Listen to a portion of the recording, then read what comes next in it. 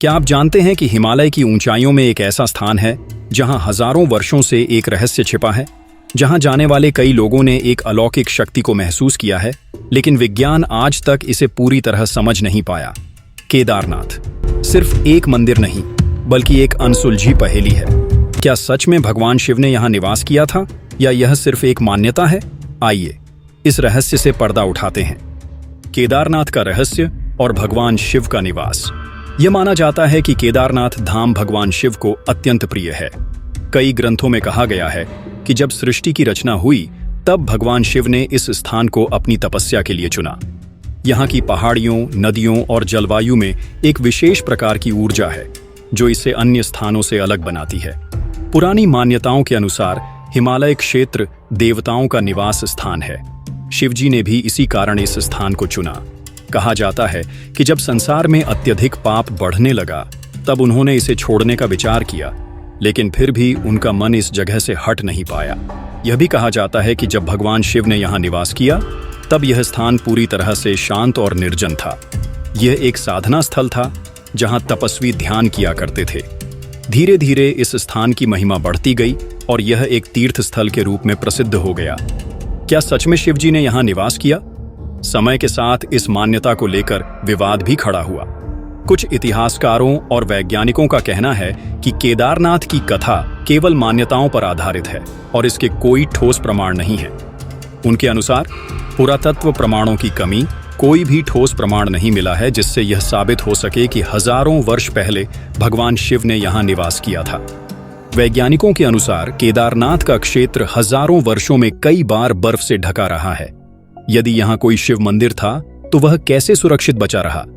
इतिहासकारों का मानना है कि इस ऊंचाई पर प्राचीन काल में मानव बसावट नहीं थी, फिर यह कथा कैसे संभव हो सकती है? हालांकि दूसरी ओर आध्यात्मिक मान्यताओं के समर्थक यह तर्क देते हैं कि ईश्वर के निवास का प्रमाण विज्ञान से नहीं बल्कि श्रद्धा से मिलता है। चाहे भगवान शिव ने यहाँ निवास किया हो या नहीं, लेकिन इसमें कोई संदेह नहीं कि केदारनाथ एक अत्यंत ऊर्जावान स्थान है। जो भी यहाँ जाता है वह एक अलग ही शांति और आध्यात्मिक अनुभूति महसूस करता है। इस जगह की एक खास बात यह भी है कि यहाँ हर साल लाखों श्रद्धालु आते हैं, लेकिन मौसम की कठिनाइयों के बावजूद उनकी आस्था कम नहीं होती। यह स्थान हिमालय की ऊंचाइयों में स्थित है, जहाँ ऑक्सीजन की कमी होती है और ठंड बेहद तीव्र होती है, फिर भी भक्तों का उत्साह देखने लायक होता है। केदारनाथ की इस आध्यात्मिक ऊर्जा के बारे में कई शोध हुए हैं।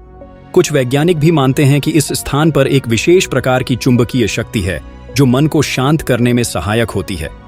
क्या यह कथा महज एक विश्वास है? बहुत से लोग मानते हैं कि यह कथा केवल धार्मिक आस्था से जुड़ी हुई है और इसके पीछे कोई ऐतिहासिक प्रमाण नहीं है। परंतु यह भी सच है कि कई मान्यताएं विज्ञान के दायरे से बाहर होती हैं। अगर हम पुराणों और ग्रंथों को देखें तो केदारनाथ का उल्लेख कई जगह मिलता है।